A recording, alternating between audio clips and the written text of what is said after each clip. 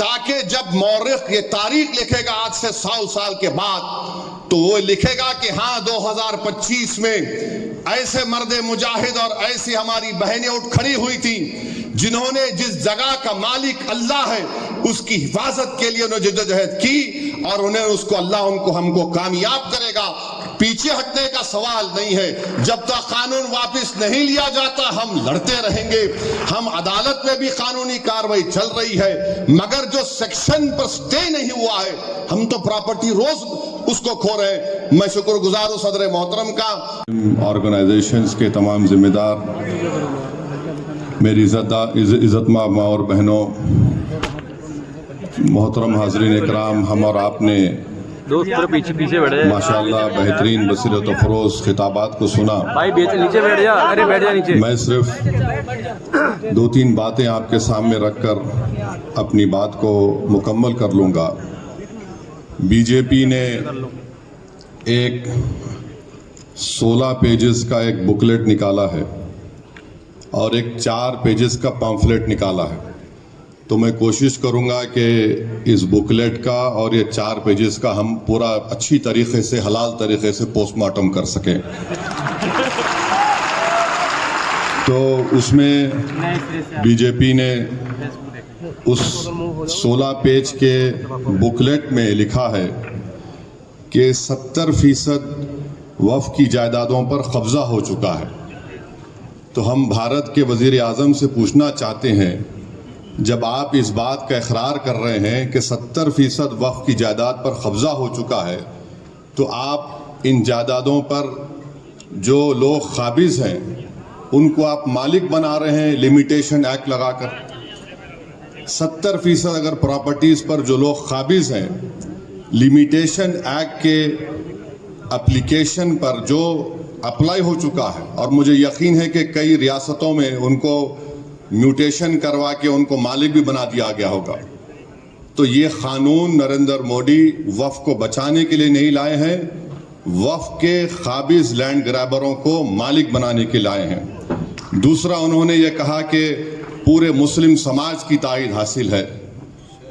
میں ان سے پوچھنا چاہتا ہوں، جو آپ کے ساتھ میں میر جعفر، میر صادق نہیں ٹھہرے، آپ کے سامنے ابو جہل، ابو لہب، یزید کھڑے ہوئے ہیں اور وقت کے فرعون کے ساتھ کھڑے ہوئے لوگ. یہ میں اور محب اللہ صاحب ہم لوگ پارلیمنٹ کی کمیٹی کے رکن تھے.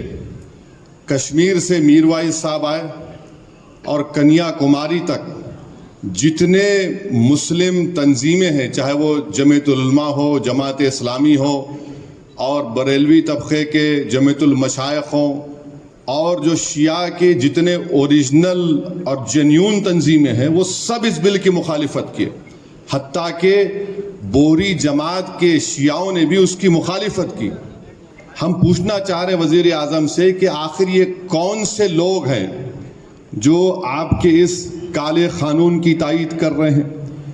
بھارت کے 18-19 کروڑ مسلمانوں نے اس قانون کو مسترد کیا ہے. وزیر اعظم، ہم اس قانون کو قبول نہیں کرنے والے ہیں. یہ کالا قانون ہے جو ہمارے آئین کے فنڈامنٹل رائٹس کے خلاف ہے.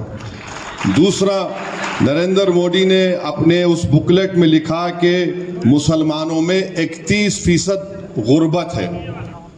ہم وزیر اعظم سے یہ بولنا چاہ رہے ہیں کہ یہ غربت اس لیے ہے کیونکہ آپ کی ذہنیت میں فرقہ پرستی ہے، آپ نفرت کرتے ہیں مسلمانوں سے. نریندر مودی ماشاءاللہ اب سعودی عرب گئے ہیں تو وہاں پر محمد بن سلمان سے یا حبیبی بول کے ملیں گے اور بھارت میں آ کر بولیں گے کہ ان کو کپڑے دیکھ کر پہچانو. اب تیسرا یہ ہے کہ ایک بی جے پی میں بہت زیادہ انمول رتن ہے، مغل بادشاہ اکبر کے پاس بھی نہیں تھے ہوں گے، مودی کے پاس بہت سے انمول رتن ہے. کسی نے پارلیمنٹ میں کھڑے ہو کر کہا کہ یہ مسلم دیش پہ وقف نہیں ہے. ہم اپنے وزیر اعظم سے بول رہے ہیں کہ جب آپ کا پلین سعودی ایئر سپیس میں آیا تو محمد بن سلمان کی ایئر فورس نے 15 F-15 سے آپ کا استقبال کیا. ہم ان کا شکریہ ادا کرتے ہیں. وہ محمد بن سلمان سے پوچھ لیں کہ کیا مدینہ شریف میں رسول اللہ صلی اللہ علیہ وسلم کے روز مبارک کے آگے ایک بہت بڑی بلڈنگ ہے جس میں لکھا ہوا انگریزی میں وقف عثمان بن عفان رضی اللہ تعالیٰ عنہ. وہ پوچھ لیں جب سعودی عرب جا رہے ہیں تو گلے ملتے وقت پوچھ لیں یہ حبیبی یہ صحیح ہے کیا، کیونکہ بورڈ لکھا ہوا ہے. تو ہر اسلامی ملک میں، مسلم ملک میں، چاہے وہاں پر جمہوریت ہو یا بادشاہت ہو، وقف کا تصور ہے اور رہے گا. تیسری بات انہوں نے کہی کہ غربت کے تعلق سے نریندر مودی نے مسلم اقلیتوں کے پری میٹرک اسکالرشپ کی اسکیم کو 9ویں اور 10ویں جماعت تک محدود کر دیا. پوسٹ میٹرک میرٹ کم مینز کا جو یونٹ کاسٹ ہوتا ہے، آپ کو معلوم ایک اقلیتی بچہ اگر اسکالرشپ کے لیے اپلائی کرتا ہے تو ماہانہ اس کو 180 یا 200 روپے ملتے. 2008 سے اس میں اضافہ نہیں ہوا ہے. پھر ان کا یہ بولنا کہ میں بکلیٹ کا پیج نمبر 7 بول رہا ہوں میڈیا کے لیے، اس میں انہوں نے لکھا کہ سیکشن 40 کو ہم نے اڑا دیا. میں محب اللہ صاحب اس کمیٹی کے ممبر تھے. وزارت اقلیتی بہبود نے اپنے جواب میں کمیٹی کو یہ کہا کہ سیکشن 40 کا استعمال 30 سال میں 530 مرتبہ کے قریب ہوا ہے، جس میں سے 8 مرتبہ کوئی کورٹ کو گیا ہے. تو یہ سیکشن 40 کا جو ایک تصور کھڑا کیا گیا کہ جہاں پر ہاتھ رکھ دیے وقف ہو جاتی ہے، لکھ کر دیا منسٹری آف مائنورٹی افیئر نے، یہ ان کا دوسرا جھوٹ. تیسرا اس بکلیٹ کے پیج نمبر 8 پر انہوں نے لکھا کہ خواتین کے بارے میں کہ ہم خواتین کو ممبر بنا رہے ہیں. نریندر مودی جھوٹ بول رہے ہیں، ان کی سرکار جھوٹی ہے.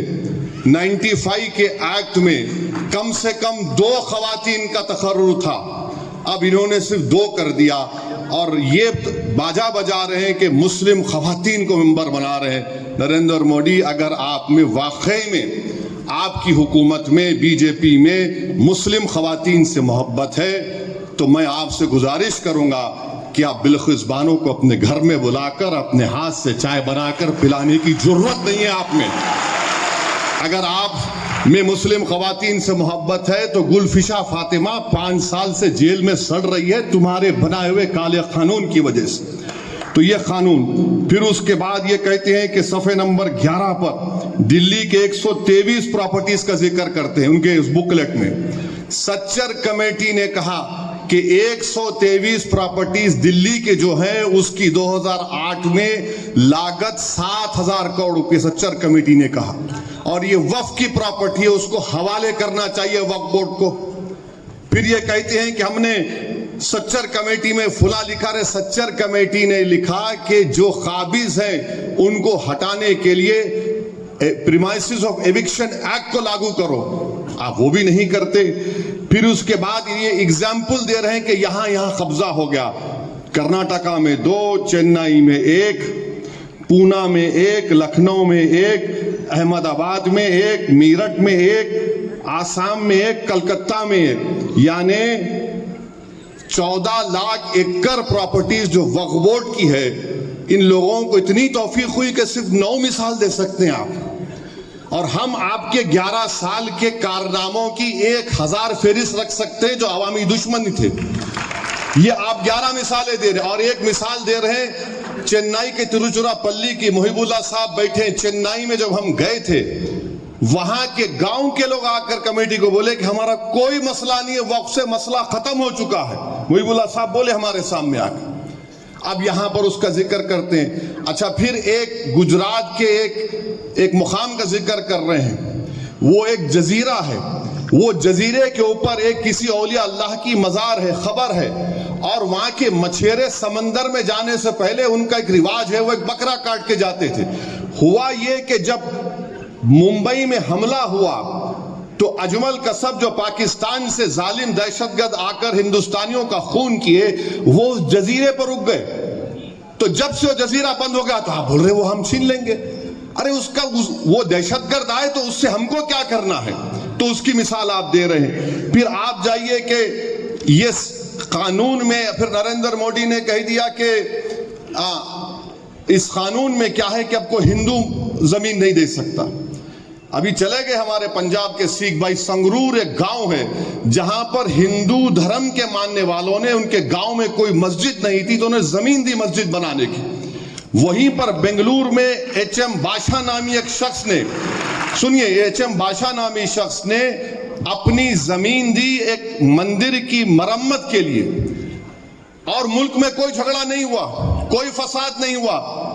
اب یہ قانون بننے کے بعد بادشاہ مندر کو زمین دے سکتا ہے مگر کوئی ہندو مسجد بنانے کے لیے، قبرستان کے لیے زمین نہیں دے سکتا. اس سے ملک کا اتحاد نریندر مودی کمزور کر رہے ہیں. پھر ابھی ذکر آیا کہ ابھی کہا گیا کہ عبدل کے بارے میں، نریندر مودی کو ہم بتانا چاہ رہے ہیں کہ عبدل ایک غیرت مند مسلمان ہوتا ہے. عبدل پمچر ضرور بناتا ہے، حلال کی کمائی کماتا ہے، اور عبدل نے اپنا گھر آپ کے دوست کی طرح، جس کے زو میں جا کر آپ جانوروں کے سامنے فوٹو لیے وزیر اعظم، جس کے گھر میں شادی ہوئی تو آپ ہاتھ پکڑ پکڑ کر خوش ہو کر چلے. عبدل کسی یتیم خانے پر اپنا گھر نہیں بنایا، آپ کے دوست نے بنایا ہے. اور اس قانون کے ذریعے سیکشن 2 جو بنایا گیا ہے، بوری لوگ کہہ رہے تھے، ہمارے داؤدی بورا لوگ کہہ رہے تھے کہ سیکشن 2 سے ہم کو وقف سے نکالیے آپ، ان کے پاس فقہ الگ ہے، دائل مطلق کا کانسیپٹ ہے. ان بیچاروں کو آپ نے بلا کر ان کے سامنے ان کی توہین کر دی. میں پارلیمنٹ میں کھڑے ہو کر کہا کہ آپ تو بوریوں کا نام لے رہے تھے اور آپ بنا دیے ٹرسٹ. یعنی نام بوری کا ہوا مگر فائدہ مکیش بھائی کے منہ میں گلاب جامن چلا گیا. اچھا، آغا خانی کو کیوں ڈالے؟ اس لیے ڈالے کیونکہ آغا خانیوں کا ٹرسٹ تھا جس کو اس شخص نے پوری دنیا میں کہیں پر بھی خرید سکتا تھا اور یتیم خانے بنا، تو آغا خانی کو ڈال کر، آغا خانی سے ہی محبت نہیں ہے، اس کو فائدہ پہنچانا تھا. اور ان کو فائدہ ہو گیا کیونکہ سیکشن 2 پر کوئی سٹے نہیں ہے. وہ بھائی صاحب بمبئی میں مالک بن چکے ہیں اور عبدل کے مثال دے رہے ہیں. نریندر مودی، عبدل آپ کا ایک اور دوست ہے جس کے پاس پورے ایئرپورٹ ہیں، پورٹ ہیں. عبدل کے پاس تو کچھ بھی نہیں ہے. آپ تو کہتے ہیں غریبی ہے، تو عبدل غریب اس لیے ہے کیونکہ بلڈوزر تمہارے. عبدل کے پاس غریبی اس لیے ہے کہ تم اس کی بیٹی کو جیل میں ڈالتے ہو. عبدل غریب اس لیے ہے کہ تم نے انکاؤنٹر کیا. عبدل غریب اس لیے ہے کہ تم نے 2002 میں گجرات کیا. عبدل غریب اس لیے ہے کیونکہ ممبئی میں وہاں پر انسانیت کا قتل عام ہوا، ہاشم پورہ ہوا، نلی ہوا، اور 2020 کا ممبئی ہوا. اسی لیے عبدل غریب ہے. آپ نے کیا کیا عبدل کے لیے؟ آپ صرف ڈرامہ کمپنی، بلکہ ہندوستان کے سب سے بڑے بین الاقوامی اگر کوئی پکچر بنائی جائے گی تو اس میں ایکٹنگ کے لیے مودی جی کو لینا چاہیے. اور پھر آپ بار بار آپ نے یہ کہہ دیا اس بکلیٹ میں، پیمفلیٹ میں، جھوٹ کا پلندہ ہے یہ پیمفلیٹ بول رہے ہیں نا مسلمانوں کے لیے. اچھا، کیا کہہ رہے ہیں کہ آپ نے کیوں نمائندگی دی ان سب لوگوں کو وقف بورڈ میں؟ تو بولتے ہیں کہ جو چھوٹے چھوٹے طبقے ان کو سب کو ملنا چاہیے. آپ بتاؤ آئی بی میں کتنے مسلمان ہیں؟ اب ایک محترمہ ہے خالی آئی بی میں، ایک صاحب تھے ان کو نکال دیا گیا. تو آئی بی میں رکھو نا آپ. اب بولیں گے دیکھو اویسی دیش کی سیکورٹی کے بارے میں سیاست کر رہا ہے. تم میری مسجد کس کے نام پہ سیاست کرو گے؟ تم میری ایمان پہ حملہ کرو گے؟ تم میری ہر چیز پہ حملہ کرو گے تو میں سوال نہیں کروں گا اپنے وزیر اعظم سے. تو آپ بھی دو نا حصہ ہم کو. تو میرے عزیز دوستوں اور بزرگوں، پھر یہ 5 سال کا لزوم، یہ 5 سال کا لزوم ہم وزیر اعظم سے پوچھنا چاہتے ہیں. یہ 5 سال کا لزوم صرف اسلام قبول کرنے والوں کے لیے نہیں ہے.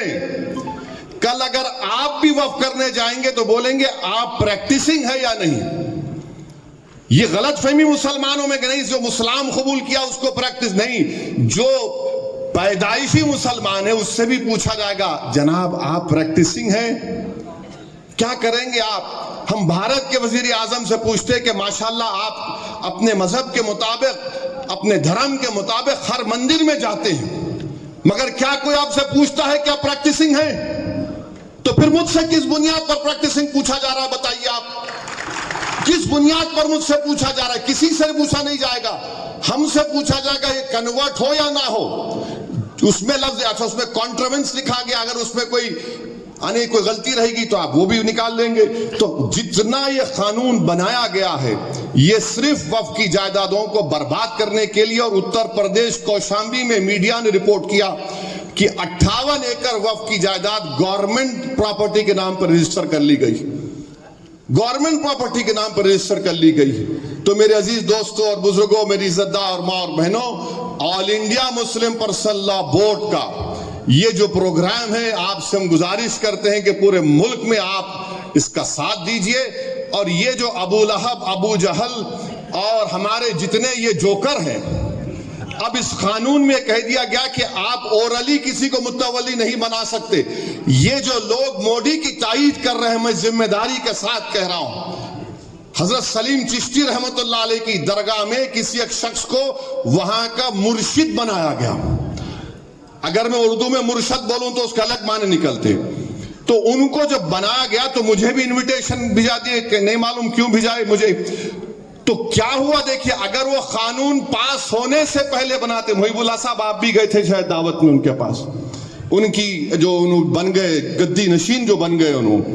خیر وہ الگ بات ہے کہ صوفی اور کوفی کون ہے. مجھے صوفیزم کے بارے میں جنید بغدادی نے کہا وہی صوفی ہو سکتا ہے جو دنیا میں مر گیا اور اللہ کے لیے زندہ ہے. یہ لوگ کیا کر رہے ہیں، یہ مودی کے لیے زندہ ہے کیونکہ ان کے پپا ہیں وہ.